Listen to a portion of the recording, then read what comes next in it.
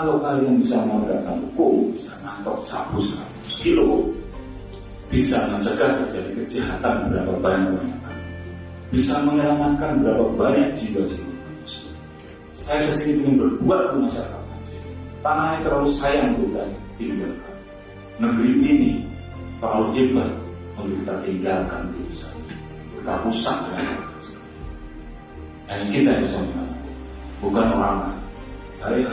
Saya jatuh cinta Aceh, maka saya bekerja di Aceh. Saya paling gak suka sekali tanya orang tanya kenal sama saya, pikir bapak orang saya orang Aceh. Karena saya tidak pernah bisa memilih, saya berikan tapi sekarang saya jadi Aceh, saya buat masyarakat, saya berbuat untuk leluhur yang telah membangun Aceh.